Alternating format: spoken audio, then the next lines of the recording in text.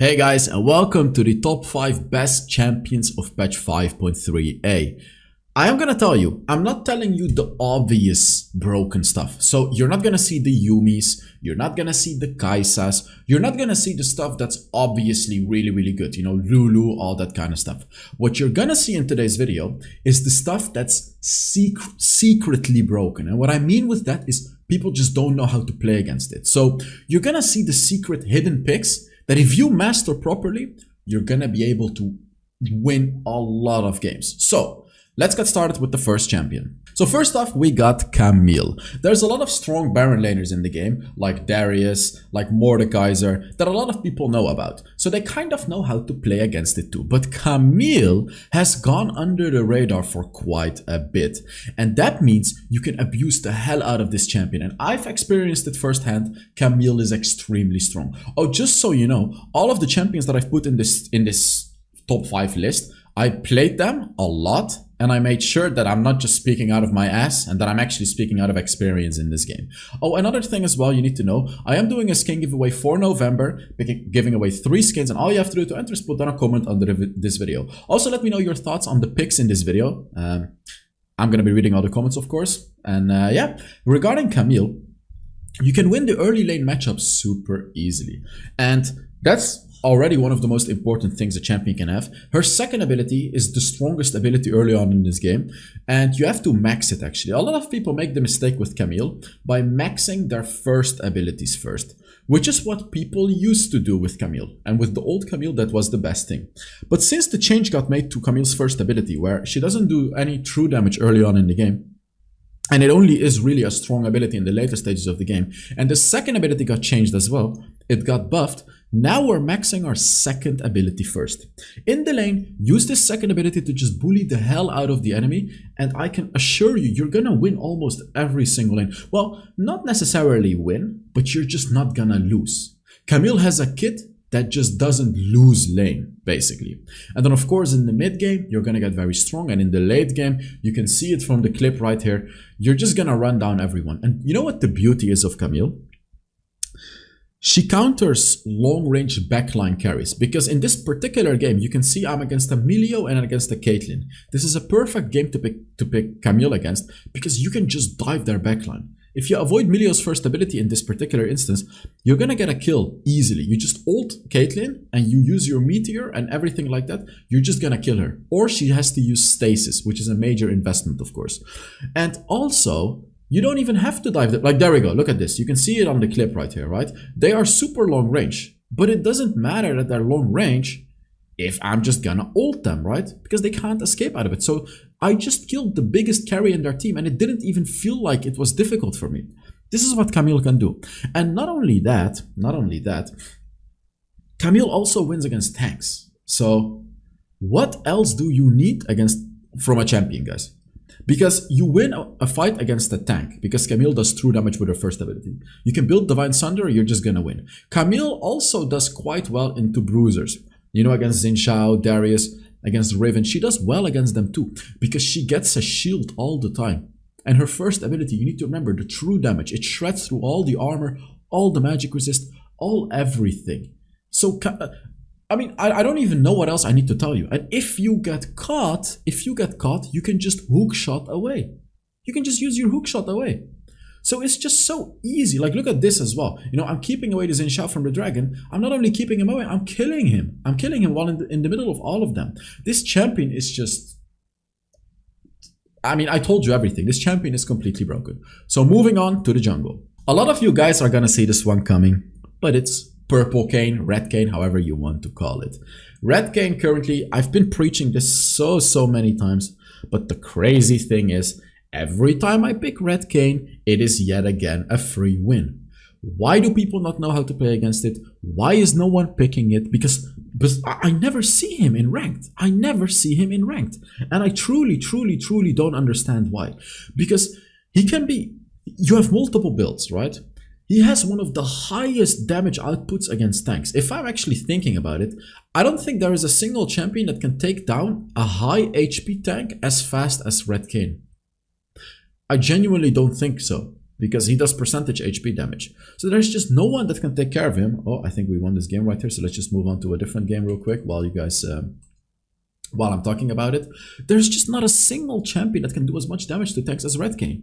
And the crazy part is, with my lethality Red Kayn build, by the way, if you want to know what the builds are, just look up HellsDevil Red Kayn. I have a million Red Kayn videos and all of them are good. So, it's like, look at this fight, you see? You just do so much damage while also being very tanky. And you're not necessarily tanky because you have a lot of HP or a lot of armor. You're tanky because you're healing so much. You're healing so much, so you're extremely tanky. And as I said, there's two builds. You can go for full damage, which is not going to be as tanky, of course, but it's going to do ridiculous amounts of damage. Or you can go for the other build, which is sort of a bruiser build. This one is going to struggle early game, but in the late game, you're unkillable. You're going to be able to spam your abilities because of low cooldowns. And you know what the funny thing about Kayn is as well? If you're about to die, you just have another life. All you have to do is just use your ultimate and you're gonna have a whole nother life. Like right here, you can see I'm just ulting this guy and then boom, I'm pretty much full HP. However, I did die because I dove like 4 people for no reason. And I'm trying to figure out what else I need to tell you about Red Kayn. His jungle clear as well, guys. It's so quick. The only thing you have to do with Red Kayn is get the Red Kayn as soon as possible, right? You can do that with buying that the burning item. I don't know what it's called, but there's like this burning item you can buy. And if you buy that, you're just gonna get Red Kayn super quickly. Just fight melee champions and you're gonna unlock it. Once you unlock it, your jungle clear is gonna be super, super good. And your damage is gonna be out of this world. Your sustain. And the thing is, the only thing that can be annoying to play against when you are playing Red Kayn is a lot of CC and a lot of super long range champions. So, and champions that can juke you. So like Lucian, Caitlyn could be annoying. You know, Leon, well, Leon, you actually counter Leona. You actually hard counter Leona, but just CC, I guess, like CC could be quite good. But still, you could deal with it with a QSS if you really want to. And you could deal with it with Legend Tenacity Wound. You can pick him always. That's what I'm trying to say. You can pick him in any draft and you're going to be fine in every single game. So, moving on to the mid lane. Before moving on to the mid lane, I just very quickly want to talk about the Player versus Fitness program. Timestamps are in the description if you want to skip it. Guys, this is the transformation I made earlier this year. And I am actually about to do another transformation. Not like this one. I'm going on a full bulk this time. So you're going to see me with... Like you can see my arms are okay right now, but within a month or two, I'm gonna have massive arms. If you want to join me on this process, guys, click on the link in the description, which is gonna bring you to a page like this. And all you have to do is just fill in information here.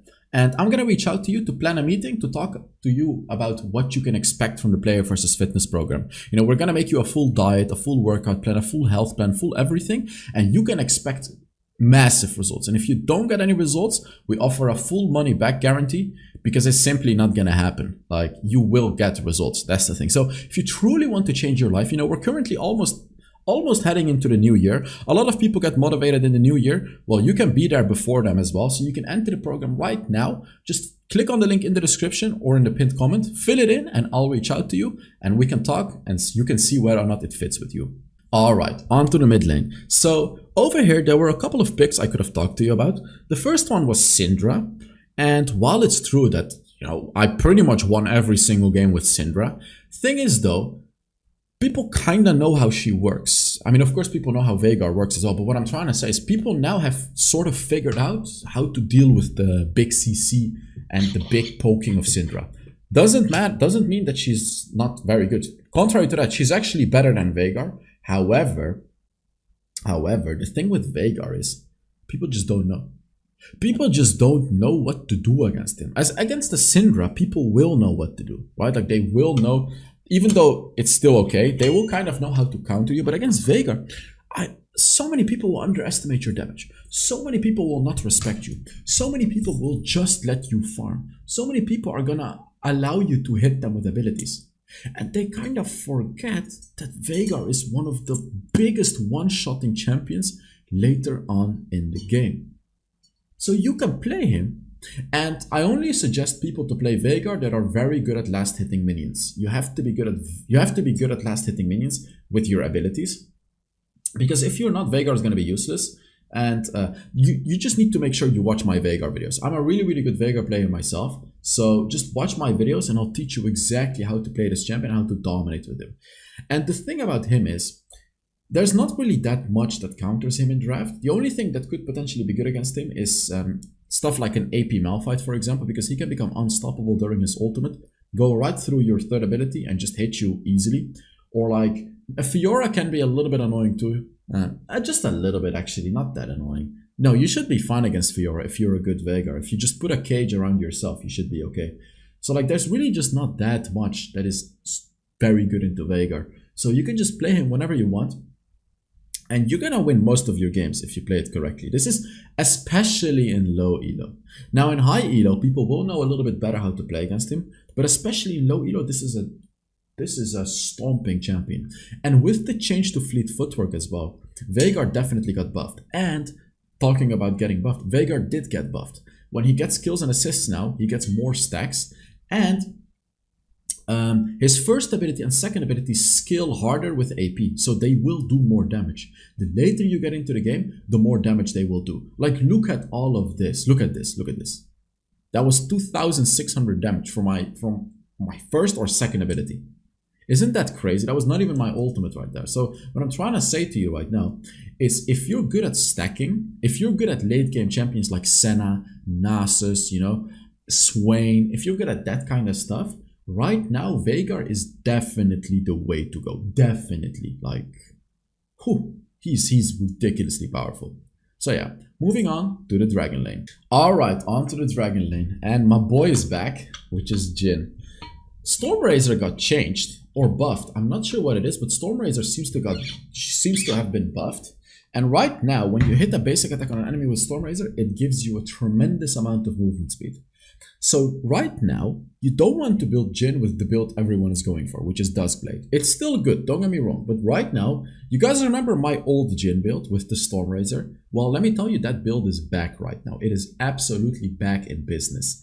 And if you know how to play it, it is one of the most broken things an ADC can play. And you know what? If this video reaches 750 likes, I'll make a full Jhin video on my main channel. I already made a Jhin video on my second channel, but if you guys really want to, I'll make a Jhin video on this channel as well. 750 likes, just make sure you click on the like button and I'll make it happen. Because right now, this is definitely S+ tier.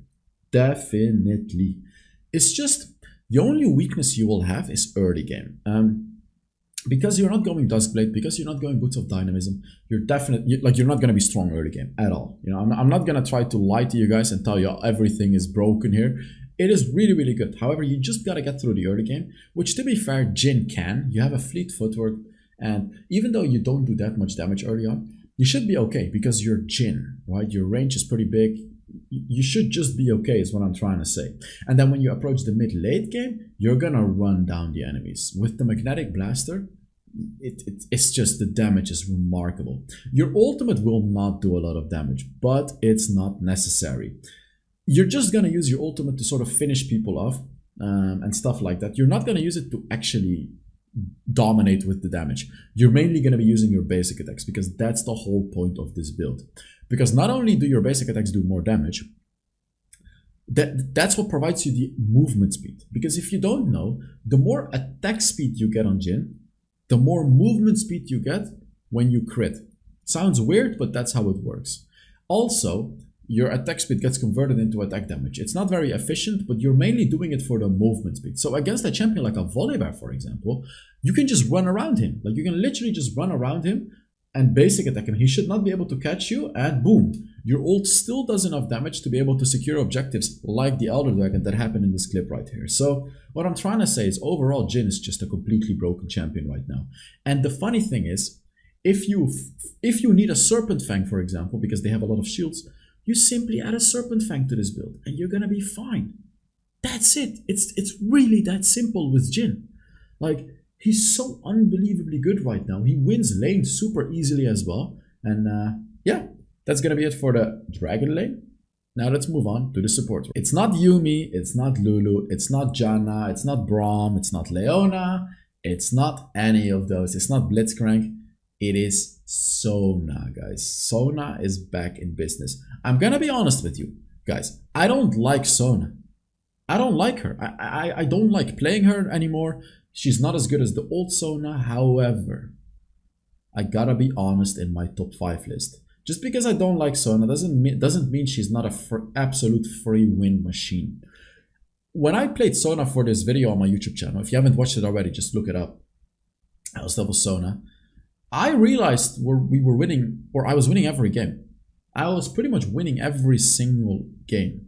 And the value I was providing as a Sona was just unbelievable, because the amount of healing, the amount of shielding, the amount of movement speed, the amount of poking even, the amount of CC is unbelievable. It's just unbelievable how much agency this champion has with everything. And I mean, look at everything that's happening over here. I actually filled my locket, which is kind of funny during this clip. But what I'm trying to say is this champion is just so wow. This may not be the best clip for it, because this was actually a game where my entire team was trolling and we still made it a really, really good fight. And the thing about Sona is early on in the lane, you'll be fine. You can just not necessarily win lane, but you're not, again, same thing, you're not going to lose lane. And then mid game, this Sona already becomes very strong in the mid game. In the late game, she becomes extremely powerful as well. So as a Sona, you're just going to spam your abilities really. Like honestly, you're just gonna spam your abilities and you're gonna be a-okay. The thing is as well, you don't even want to go full AP Sona. You kind of want to go for a mixed tank Sona build. That's how you want to play it, because that's the best way to play it. And we actually lost this game, so let's just sort of scroll it around a little bit to a different game. Oh yeah, this one was crazy as well. So Frozen Heart, I just showed it in the clip. This is another reason why Sona is completely broken right now. A lot of people think that Frozen Heart is an item just designated for tanks, but then people don't actually read what the item does. Any basic attacks or magic damage you do to an enemy or you receive from an enemy is gonna reduce their attack speed up to 36%, guys. Now, what does Sona have? AoE magic damage. What does she do? She buffs her allies' basic attacks with ability power. You are essentially permanently applying 36% reduced attack speed on the enemies during the whole fight when you're playing Sona. And on top of all of that, you have an harmonic echo and you're just going to heal your team 24/7. What else do you need from a champion? What else do you need? And a funny thing, on top of that, you are going to be very tanky. Enemies really cannot kill you. You have ridiculous CC, and you provide movement speed. Do you need anything else? Of course you don't. That's it. So yeah, that's gonna be it for this video. Thank you all so much for watching. I really hope you enjoyed it. And yeah, I will see you all in the next HellsDevil video. Bye-bye.